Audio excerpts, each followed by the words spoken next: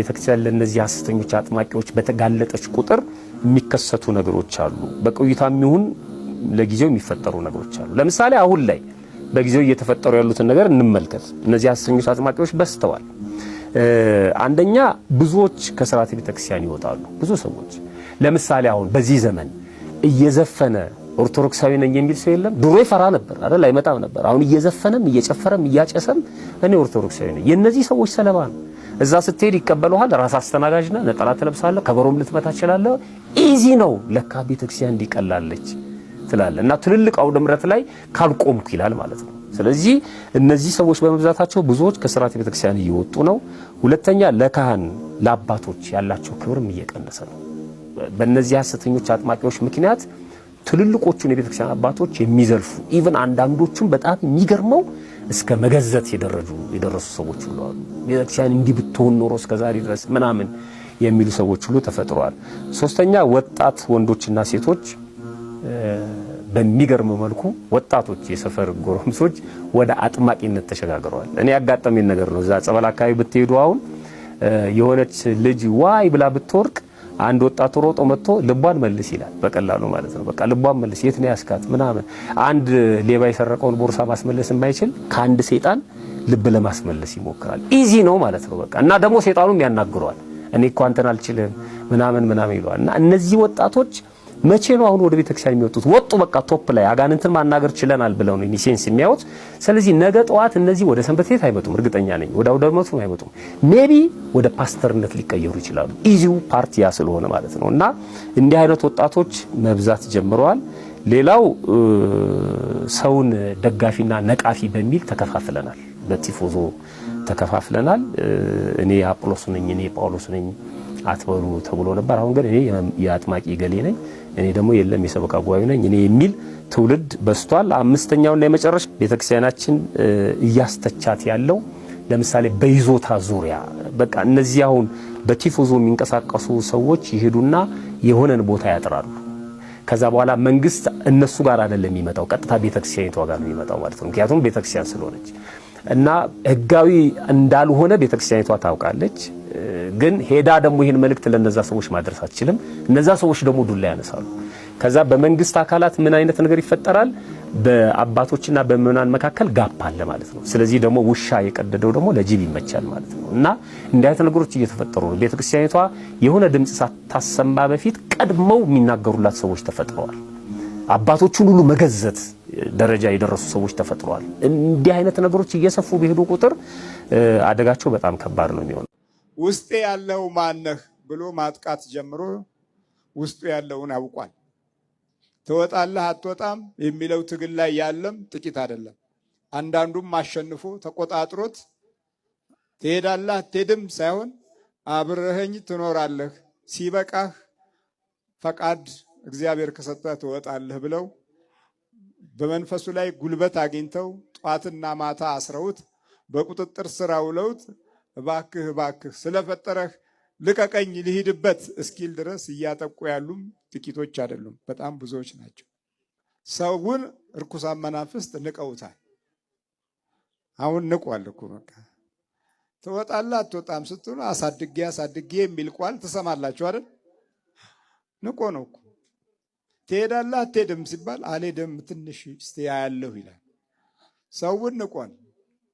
ድሮስ የነበሩት አባቶቻችን አጋንንትን ንቀው እግዚአብሔርን ወደው በመንፈሳዊ ኃይል በርትተው ርኩሳን መናፍስትን አጥቅተው ሲያልፉ፣ በኋላ ደግሞ ያለው የኋልዮሹ ትውልድ ከክፉ መንፈስ ጋር አብሮ ስለሚያስብ ወደ ቤተ ክርስቲያን እንሂድ ሲባል የሚያበጣው ሰበብ፣ ጸሎት እናድርግ ሲባል የሚታየው ድካም፣ እንስገድ ሲባል የሚያጣው ጉልበት ወዲያውኑ በቅጽበት ህሊናችን ይለወጣል።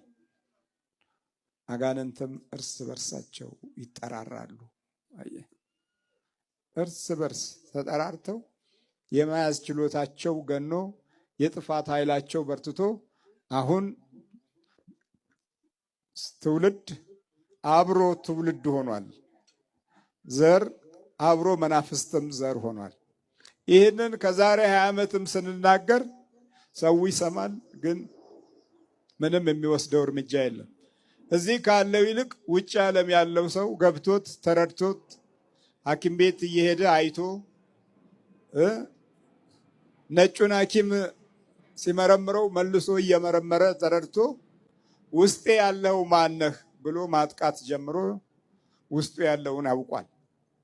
ትወጣለህ አትወጣም የሚለው ትግል ላይ ያለም ጥቂት አይደለም። አንዳንዱም አሸንፎ ተቆጣጥሮት ትሄዳለህ አትሄድም ሳይሆን አብረኸኝ ትኖራለህ፣ ሲበቃህ ፈቃድ እግዚአብሔር ከሰጠህ ትወጣለህ ብለው በመንፈሱ ላይ ጉልበት አግኝተው ጧትና ማታ አስረውት በቁጥጥር ስር አውለውት እባክህ እባክህ ስለፈጠረህ ልቀቀኝ ልሂድበት እስኪል ድረስ እያጠቁ ያሉም ጥቂቶች አይደሉም፣ በጣም ብዙዎች ናቸው። እኛ ግን እዚህ ብዙ ስናወራ ያልተባለውን ስንል ያልተናገረውን ስንናገር ቆይተን በጣም ከብዙ ውድቀት በኋላ ተመልሰን ይሄ መንፈስ ሳይሆን አይቀርም እንላለን። ገና ከ20 ዓመት በኋላ የቱን ያህል ረጅም ዘመን በክፉ መናፍስት እንደተጠቃን ገና ያልገባን አሁንም ደግሞ ይገርማል። ይሄ እውነት ነው እንዴ እያል የምናሾፍ የምንቀልድ የሰዎች ጉዳት የራሳችን ጉዳት አድርገን የማናይ እንዲህ ብሏል ቃሉ፣ አውሬዎች ከተኩላዎች ጋር ይገናኛሉ። ጨካኝ ስንሆን ከጨካኙ ጋራ ከጨካኙ ዘመን ከጨካኙ ትውልድ እና ከክፋት ኃይላት ጋራ ቶሎ ህብረት እንዲኖረን ዘመኑ ጊዜው ተፈጥሯችን ከሚበልጠው ጋራ ያገናኘናል ማለት ነው።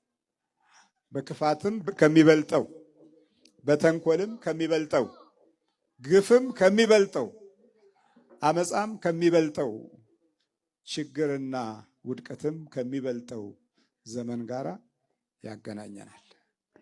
ጠንቋዮቹ፣ ደብተሮቹ የሰው ህይወት ያበላሻሉ አያበላሹም?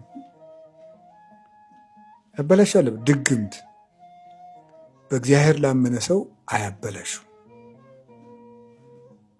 እምነት ላለው ሰው አምኖም ደግሞ ያቅሙን የሚጸልይ እግዚአብሔርን የሚያመልክ ቤተክርስቲያን ጋር የሚኖር ሰው አያበላሹበትም ነው። በኦሪት ዘኍልቍ ላይ እንደተጻፈው ምንድን ነው ያለው? በያዕቆብ ላይ ሟርት በእስራኤል ላይ ጥንቆላ አይሰራም ይላል እግዚአብሔር አይደል የተባለው?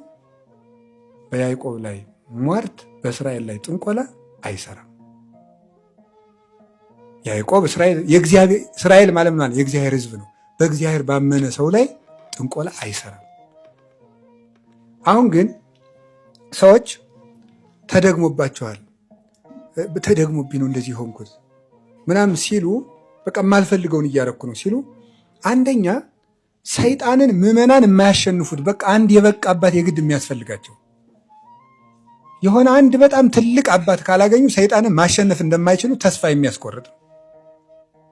ለሚያምን ሁሉ ይቻላል። እስኪ በሉ ሁላችሁ ንገሩኝ እንጂ ለሚያምን ሁሉ ይቻላል። ለሚያምን በቃ ምዕመናንም በአቅማቸው ሰይጣንን ታግለው የማሸነፍ ስልጣን ተሰጥቷቸዋል። በአቅማቸው ኃጢአት እየሰሩም ቢሆን አጋንንትን የመታገል ስልጣን አቅም አላቸው ምዕመናን። ምዕመንነትም ይሄ አቅም አለ። ይሄንን እናንተ ማመን አለባችሁ። የግድ የሆነ ሰው ካላጠመቀኝ፣ የግድ የሆነ ሰው በቃ እንደው ውጣ ብሎ ካላስወጣልኝ እኔ ራሴ ሰይጣንን እቃወመዋለሁ ብላችሁ በክርስቶስ ነው፣ በራሳችሁ ስልጣን ሳይሆን በክርስቶስ እና በቤተ ክርስቲያኑ ማመን አለባችሁ። በቃ ሰይጣንን እምቢ በሉት ከእናንተ ይሸሻል። በለዓም የእስራኤልን ሕዝብ ረገመ። የእስራኤል ሕዝብ ቅዱስ ሆኖ ነው ሙሴ ስለሚጸለያቸው። ታዲያ ሙሴ ዛሬም እኮ ስለምናን ይጸለያል። ከሙሴ በላይ ሊቀ ካህናታችን ኢየሱስ ክርስቶስ ስለኛ በዕለተ ዓርብ ያቀረበው ጸሎት ሕያው ሆኖ በእኛ ስለኛ ይካሰሳል፣ ይፈርዳል። ሙሴ በእግዚአብሔር ፈንታ ለእስራኤል ሆነላቸው ብሏል። ለእኛ ደግሞ ክርስቶስ ኅሩይ ማእከለ እግዚአብሔር ሆኖ ከአባቱ ጋር ንጉሥ፣ ከእኛ ጋር መስዋዕት ሆኖ ሊቀ ካህናት ሆኖ አሁን እኛ ጋር አለ ክርስቶስ። ሙሴ ከእስራኤል ጋር ስላለ የበለዓም ጥንቆላ በእስራኤል ላይ አልሰራም። የሙሴ ጌታ ኢየሱስ ክርስቶስ ከሚያምኑት ምዕመናን ጋር ስላለ የደብተሮች የጠንቋዮች ጥንቆላ አይሰራም። ከፈራችሁ ግን ይሰራል። አላመናችሁ ይፈራል። በኢየሱስ ክርስቶስ ስም ያመነን ሰው ውሃ ያሰጥመዋል? መልስ ከፈራ ንገሩኝ እንጂ መልሱ እሱ ነው። ቅዱስ ጴጥሮስ ጌታን ምን አለው? ጌታ እኔም እንዳንተ በባህሩ ላይ ልምጣ እዘዘኝ አለው። ና ጴጥሮስ ወይ አለው። ረመድ ረመድ ብሎ ማይበሉ ሲል ይህ ነገር ከባድ ነው፣ ይባስ እንዲ ያልሆነ ነገር ጀምሬያለሁ አለ። ውሃ ዘይሰጠም ዝቅ ውሃውን ጉጉጭ እያደረገ ቅዱስ ጴጥሮስ ወደ ታች መውረድ ጀመረ። ክርስቶስ በእግሩ እኮ ሄደባት፣ ጴጥሮስም እኮ ጥቂት ሄደባት፣ እሱም ጥቂት ሄዶባታል እኮ። ጴጥሮስ ለምን ሰጠመ ካላችሁኝ ሲፈራ። ጥንቆላን ባህር አድርጋችሁ ሰዱት። በባህሩ ላይ እኛ መሄድ እንችላለን? አዎ እንሰጥማለን። ከፈራ አትፍሩ። እውነቴን ነው። ለምን የምትፈሩት? በጌታችን በኢየሱስ ክርስቶስ ስም አምነን የሚቀርብ ጋኔን የለም። ድል መምጣቱን ይመጣል፣ ይርቃል። ደግሞ ለጠንቋይ ደግሞ እንዲሁ ፈሪውላ ማምለክ። አሁን እየተመካውባችሁ አይደለም። ማመንን ማን ከለከለን? እንዲሁ ለትልልቆቹ ብቻ ነው መጽሐፍ ቅዱስ? ለነቢያት ብቻ ነው? እግዚአብሔር ብርሃኔና መድኃኒቴ ነው የሚያስፈራኝ የለም የሚለው ለዳዊት ብቻ ነው የሚሰራ? ለእኔ አይሰራም? ለደካማው ለኃጢአተኛው አይሰራም? ይሰራል። ኃይልን በሚሰጠኝ በክርስቶስ ሁሉን እችላለሁ። ጳውሎስ የጻድቃን አምላክ ብቻ ነው? ጌታ ማለት ነው። ጌታ የጻድቃን አምላክ ብቻ ነው? የጳውሎስ አምላክ ነው ብቻ ነው? የእኔ የኃጢአተኛው አምላክ አይደለም ነው? ጻድቃንን ሳይሆን ኃጥአንን ልጠራ መጥቻለሁ ብሎኛል። ስለዚህ ካመንን ንስሐ ከገባን አጋንንትና ጠንቋዮች በእኛ ላይ ስልጣን የላቸው። መንጋፈር ይውላል። ይህ ዝም ብሎ የከተማው ሰው ሁሉ ጨርሶ ታልቦ ያለቀው እንደ መንገደኛ ላም እዚህ ነው። በቃ እንትኑን አምጪ፣ ቀይ ዶሮ፣ ጥቁር ዶሮ ምናምንትስ በጣም ብዙ ዘመናዊ ጥንቁልናዎች ነው ያሉት። አትፍሩ ነው። አትፍሩ። እኛ አጋንንትን መቃወም እንችላለን። በክርስቶስ ስም እንችላለን። ጸሎት ጸልየን በትህትና ነው የምናወጣቸው። በትህትና ማለት ምን ማለት ነው? አባ መቃርስን መጥቶ ሰይጣን አንድ ቀን መልአክ መስሎ እኮ ነው። መቃርስ አቤት አንተ እኮ በቃ እኮ ከመላእክት ጋር እንድትኖር እኮ በቃ አለው። አጋንንትን ሁሉ ድል ነሳቸው እኮ አለው። የኔ ወንድም ተሳስተሃል፣ ሌላ በዓት እንችላል። የበቆ እዚያ ነው ያሉ እኔ አሳስተሃል በዓት አለው። እንደዚያ ሲለውን ሰይጣን ብን ብሎ የሄደው ማለት እንደዚህ ነው ያቻቸው። ሰይጣንን እናቃጥለዋለን። እኔ ማንም አይነካኝ ማለት አይደለም። እኔ አልችልም፣ ማን ይዋጋልኛል እንላለን ነው። በቃ ክርስቶስ ይዋጋልኛል አባቴ ነው ብዬ አምናለሁ ነው እንጂ እኔ ሰይጣንን አሽሬ ነው የምጥለው ማለት የዋዛ መስሏቸዋል። ሰይጣን በትግል አይቆም። ሰይጣን በጀግንነት አይቆም። ሰይጣን በትህትና በእምነት ይቆማል። በትህትና አባ እንጦስ ገዳማ በዓት አንድ ቀን ተንጋግተው ወደዋል። ተንጋግተው ማለቱ ነው። እኔ ምን አቅም አለኝ? ኢየሱስ ክርስቶስ ይዋጋችሁ እንጂ በቃ እንድች ብለብ ሲል ሁሉም እንደ ጢስ ተነው ጠፉ። እኔ አቅም የለኝም ማለት እንጦንስ እንኳን እኔ አቅም የለኝም ነው ያለው። በእኛ አቅም ሳይሆን በክርስቶስ አቅም ግን መዋጋት እንችላለን። የዚያ ጊዜ እንደዚያ ሲል ቅዱስ እንጦንስ ገና ለትልቅ ቅድስና ማዕረግ በቅቶ አይደለም፣ ገና ምናኔውን እየጀመረ ባለበት ሰዓት ነው። ስለዚህ ሰይጣንን ክርስቶስ ይዋጋችሁ ማለት እንችላለን። እግዚአብሔር ይገስጽህ ማለት እንችላለን። ማማተብ እንችላለን። የክርስቶስ መስቀል ዋው ኮሙ ትምህርት ለለ ይፈሩከ ለምእመናን ምልክት ሰጣቸው። አንሰ የዚያን ዘይን መለብ በመስቀሉ ለግዚእነ ኢየሱስ ክርስቶስ፣ እኔ በክርስቶስ መስቀል እንጂ በሌላ በምንም አልመካም አለ ቅዱስ ጳውሎስ። እኔ በክርስቶስ መስቀል መመካት አልችልም። ቅዱሱ ጳውሎስ ብቻ ነው እንችላለን እንዴ። አንድ የጥምቀት ሲል እያየሁ ሰዎች ሲያጠምቁ ሰይጣን ወጣሁ ይላል። ወጣ እስኪ በገብርኤል ስም በገብርኤል ይምላል ሰይጣን በእመቤታችን ስም ይምላል። በኋላ በመጨረሻ በስላሴ ስም ሁሉ ይምልና በል ወደ ልቧ ከመለስካት እኔ ማነኝ እስኪ የኔን ስም ጥራ ሲሉት አጥማቂው አባ የሱ ስም እኮ ያቃጥላል እንዴት ብዬ ጠራዋለሁ አለ። የሰይጣን ቅኔ ገብቷቸዋል። ምንድነው ስህተቱ? እስኪ እዚህ ውስጥ ይሄ አሁን እግዚአብሔር የፈጠረው ሰይጣን እንዳልሆነ ግልጽ ነው። ራሱ ሰዎች የፈጠሩት ሰይጣን ነው። ወይም ደግሞ በጣም ያልተማረ ዝም ብሎ የመንደር ሰይጣን ይመስለኛል። ምን ማለት መሰላችሁ? ሰውየውን እኮ አሁን በቃ ይሄው ከቤተ ክርስቲያን ጋር እንዲጣሉ አደረጋቸው። ምን ማለት ነው? የስላሴ ስም አላቃጠለውም፣ የጻድቃን የሰማዕታት የእመቤታችን ስም አላቃጠለውም። እሺ የፍጡር ስም ነውና አላቃጠለው። ምን በል ባይሆንም እንኳን እሺ አላቃጠለው። የእግዚአብሔር ስም ሳያቃጥለው የአጥማቂ ስም ያቃጥላል? እስኪ ፍረዱ፣ ያቃጥላል? እሺ ይሄ ከከበዳችሁ ሌላ ምሳሌ ንገራችሁ። እሳት እየነደደ ጠጋ ስትሉ ጭሱ ነው የሚያቃጥለው? እሳቱ ሳያቃጥል እንዴት ጭስ ያቃጥላል? ነውር አይደለም? አጋንንትን የሚያወጡ የሚያቃጥሉ ሰዎች ቤተ ክርስቲያን በበዙላት በዚህ ዘመን መጽሐፍ ቅዱስ ሸምድደን ግን የፈውስ ጸጋ ስለሌለን በጣም ብዙ ሰዎች ሲታመሙ ማየት ያሳዝናል፣ ሲሰቃዩ ማየት ያሳዝናል። ነገር ግን ተአምራት ዝም ብሎ እንደ ቆሎ የሚያፍሱት ነገር አይደለም። ቤተ ክርስቲያን መለኪያ ያላት አካሄድና አኗኗር ያው ታገለው እንጂ ቤተ ክርስቲያን ያላትን መንፈሳዊ ግስጋሴ ማስቆም አልቻለም። ይሄው መንፈስ ወደ ሌላው ከአብሮ ከመወለድ ባሻገር ከውጪ ድንገት የመግባቱ ጉዳይ ደግሞ በክርስቶስ ማየት እንችላለን። ክርስቶስን ይፈትነው ዘንድ ወደ ቤተ መቅደስ ወሰደው ይላል። መግባት ቦታ ይፈልግ ነበረ፣ ሊገባ ሊዋሃድ ይፈልግ ነበር። አድርግ የሚለውን ቢያደርግ ኖሮ በክርስቶስ ሕይወትም ውስጥ ልክ እንደ ጳውሎስ ይገባበት ነበር። ምክንያቱም ክርስቶስ አምላክ ነው። ሆኖም ግን መፈተኑ ግን አልቀረም። በዲያብሎስ ይፈተን ዘንድ የመጀመሪያው ፈተና ከሰዎች ፈተና ይልቅ የዲያብሎስ ፈተና ነው የቀደመው። የእግዚአብሔር ልጅነትን በማወቅ የመጀመሪያው ተናጋሪ ሰይጣን ነው። አንተ የእግዚአብሔር ልጅ ከሆንህ ይህን ድንጋይ እንጀራ እንዲሆን በላለው። ገና ለገና የእግዚአብሔር ልጅ ይመጣል ብሎ እንዴት እንደሚጠነቀቅ በዓለም ውስጥ ዞሮ ሁሉንም ሰው ካየ በኋላ አንድ ሰው ተወልዷል። ይሄ ሰው ገና ልቡን አላወቀው። ጳውሎስን ልቡን አውቆታል። ስለዚህ ውስጡ አለ። የብንያም ዘር ነው። የብንያም ዘር በጣዖት የተወለደ ዘር ነው። ስለዚህ ብዙ ሺህ ዓመት ተቋርጦም መንፈሱ አልሞተም። እነዛ መንፈሱን ያስተናገደችው የመጀመሪያዋ የመንፈሱ መግቢያ የሆነችው ራሄል ነች። የራሄል መሞት መንፈሱን አልለየውም። አንዳንዶቻችን እዛ ስንት ዘመን እንደሆነ አላቅም፣ አያት ቅድመ አያቴ ጋር ጨሌ ዛርና ውቃቢ ያለ ይባል ነበር፣ ያጓሩ ነበር ይባላል ምናምን እንላለን። ታዲያ እንዴት ነው ነገሩ?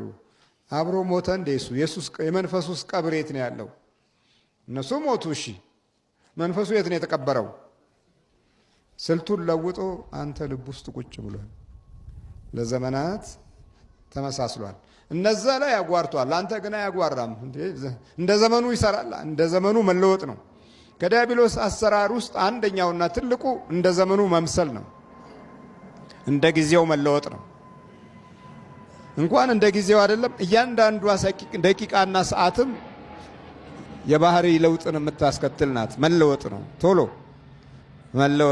መለወጥ በአሳለፍነው ዘመን ውስጥ ከትልልቅ ምሁራኖች የሚነገረው ነገር አንዱ የለውጥ አብዮት ነው። ለውጥ ይባላል። ሁልጊዜ ለውጥ ነው። ተማሪዎች ለውጥ፣ የህዝቡ ጥያቄ ለውጥ፣ የሀገሩ ጥያቄ ለውጥ፣ የምሁራኑ ጥያቄ ለውጥ ነው። ልክ ነው። ዲያብሎስ አሰራሩ ልክ እንደዚህ ነው። ለውጥ ነው። ሀሳቡ ሁሉ ለውጥ ነው። የማቴሪያል መለወጥ ሳይሆን በማቴሪያሉ ለውጥ ውስጥ ያለውን ሂደት ባህሪን መቀየር መቻሉ ነው። በፈረስ መጋለብ ቀርቶ በመኪና ተጉዘሃል። ጥሩ ነው። ይሄ ችግር የለም። በጸሎት በአየር ላይ የሄዱ የነበሩ አባቶች ጥቂቶች ነበሩ። አሁን ሁሉም ሰው በአይሮፕላን በአየር ላይ ይሄዳል። ይሄ ጥሩ ነው። ይሄ የስራ ለውጥ ነው። ግን ትልቁ አደጋ ግን በሃይማኖትህና በእምነትህ ላይ የምታገኘውን መንፈሳዊ ተስፋና ጥበቃ ዘንግተህ መኖርህ ነው። ለስጋ ኖረህ ብትሞት ዲያብሎስ ስራዎቹን አከናወነ ማለት ነው። የነፍስህን ኃይል የዘላለም ሕይወትህ ላይ ያለው ቁስል እና አደጋ እየጨመረ መጥቶ ወደ ገሃነም አብሮ መጓዙ ላይ ነው። አልሞትም አትልም መቼም። እሺ እንደዚህ ከሆነ ደግሞ የለውጡ ሂደት በሞት ላይ መች ተለወጠ? ሞትን አልለወጥ ነው አል እንደነበረ ነው። ቴክኖሎጂያችን ቢበዛም ቢጨምርም የሞትን አገዛዝ የሚሽር ጉልበት አላገኘንም። መሪዎችም ይሞታሉ፣ ባለ ኢንዱስትሪ ባለቤቶችም ይሞታሉ፣ ሐኪሞችም ይሞታሉ፣ ዶክተሮችም ይሞታሉ፣ ፕሮፌሰሮችም ይሞታሉ፣ ሚኒስቴሮችም ይሞታሉ። ይሄ እንዳለ ይኖራል። እንዳለ በሚኖረው መካከል ግን ያለውን የውስጥ የህልውናን ጥቃት ልናገናዝበውና ልንረዳው የምንችለው በመንፈሳዊ ሕይወት ላይ በነበረው ስንቆም ነው። የነበረውን ከተውነው፣ በለውጥ ምክንያት የነበረውን ከሻር ነው እኛም ሰላም ሳናገኝ በቃ የምንፈልገው ማቴሪያል ነው። ማቴሪያል ብቻ ሆነን ማቴሪያል አያድንም፣ ማቴሪያል ነፍስን አይመግብም፣ ማቴሪያል ውስጥህን አያስደስትም። ከውጭ ያለ ዕቃ ነው። ዕቃውን የምታንቀሳቅሰው አንተን መልሶ ዕቃ ያደርግሃል። እና ያኔ በአብዮቱ ዘመን ሰርቶ አደር ጋዜጣ ላይ የአንድ የምትነበብ ቃል ነበረች። ቲዎሪ በሰፊው ህዝብ ውስጥ ሲጸርጽ ቁስ አካላዊ ኃይል ይሆናል ይላል። እንግዲህ ቲዎሪ በሚሰርጽበት ጊዜ ማለት ምን ማለት ነው? ሰው ወደ ዕቃነት ይለወጣል ማለት ነው። ቁስ አካላዊ ኃይል ይሆናል ነው እኮ። ወደ ዕቃነት ትለወጣለህ ማለት ነው። ቲዎሪው የበለጠ ሲገባህ ዕቃ እየሆንክ ትመጣለህ ማለት ነው። ልክ ነው። እንደዛ ልክ እንደተባለው አሁን ዕቃ ሆነ። በቃ ዕቃ እኮ በቃ አለቀ። የሚንቀሳቀስ ዕቃ እንድንሆን ነበረ ትግሉ። ሆነን የምንፈልገውም ይኸው ነው። አሁን አእምሯችን ማሰብ አይችልም። በመናፍስት ደነዘዘ። የእግዚአብሔር መከላከያ ኃይል አጣን፣ ተጨነቅን፣ ማስተዋላችንም ጠፋ። ለብዙ ዘመናት የምናስተውልበት አእምሮ ሞተ። 70 ዓመት የነበሩ ሽማግሌዎችን ከ60 ዓመት በፊት የነበረን ታሪክ ስጠይቃቸው አንድ ባንድ ከነቀኑ አይዘረዝሩልሃል። ከ60 ዓመት እና ከ80ው ከ90ው ዓመት የተወለድከው ግን የ10 ዓመትና የ5 ዓመቱን ነገር ተናገር ብትባል አታውቀውም። የለም እንኳን እሱን ትላንት ራት ምን ነበር የበላው እዚህ ጋር ብል አንዱን አልበላሁ ነው የሚለኝ፣ ግን በልቶ ነው ያደረው። በቃ ያው የተባለው ነገር ደረሰ። ዕቃ ሲወሪ ሲጸርስ ዕቃነታችን ጨመረ። ለምን እንደዚህ ሆን? መናፍስቱ አጋጣሚዎችን ሁሉ አገኘ። በጸሎት አልተቋቋምነውም፣ በመልካም ልብ አልኖርንም፣ ሕሊናችን በጎ አላሰበም፣ የቅንነት መንፈስ አላደረብንም፣ የመንፈስ ቅዱስ ኃይል አልመራንም። ስለዚህ መዘንጋት፣ መርሳት፣ መጨናነቅ፣ ተስፋ መቁረጥ፣ መቃዠት እንደዚህ ሆነና ከዕቃውም ተለየን እና ጳውሎስ ይህን መንፈስ በአካል ባደረሰበት ችግር ሁሉ ተቋቁሞ እዚህ ደረጃ ላይ ደርሷል። ዛሬ እኛንም ልክ እንደዚሁ መንፈሳዊ ጉዞ እንኳ ባንጀምር በስጋችን አኗኗር ውስጥ ከጳውሎስ ሕይወት ጎዳና ውስጥ ያለው የፈተና ጠባይ እንደየአቅማችን ኑሯችን ውስጥ አለ፣ ቤታችን ውስጥ አለ፣ ልባችን ውስጥ አለ፣ ቤተሰባችን ውስጥ አለ፣ ጥላቻው ቤተሰብ ውስጥ አለ፣ ግርፋቱም እዛው ኑሮ ውስጥ አለ፣ ጊዜ ውስጥ ዘመን ውስጥ አለ። የሌለበት ቦታ የለም። እግዚአብሔር አምላክ ማስተዋሉን ይስጠን። ስለዚህ ይሄንን ክፉ ጠላት እንድንቋቋም እግዚአብሔር አምላካችን እርዳን። የጳውሎስ ሕይወት ይሄን ያህል ከሆነ የኔም ሕይወት ምን ይመስላል ብለን እንድናገናዝብ ነው። ይሄንን ድል የምናደርገው ክርስቶስ አብሮን ሲሰራ ነው። ክርስቶስ ከጳውሎስ ጋር አብሮ ሰርቷል። የምታሳድደኝ ብሎታል። የምታሳድደኝ እኔን ነው ብሎታል። ማሳደዱ ሲያቆም ክርስቶስ አብሮት ነበረ። አብሮት በኖረ ጊዜ በግራ በኩል ሰይጣን፣ በቀኝ በኩል ደግሞ የእግዚአብሔር የክርስቶስ መንፈስ ነበረ። ሰይጣን የራሱን ትግል ሁሉንም አደረገ፣ እግዚአብሔርም ደግሞ የራሱን ትግል አደረገ። ስለዚህ በሐዋርያ ሥራ ውስጥ አሉ ከሚባሉ ትልቅ ሐዋርያ አንዱ ጳውሎስ ሆነ። ይሄው መንፈስ እንኳ እያለበት ማለት ነው። ስለዚህ በክርስቶስ ሥጋና ደም ታትመን የመንግስት ወራሾች እንድንሆን እግዚአብሔር አምላካችን ያብቃል።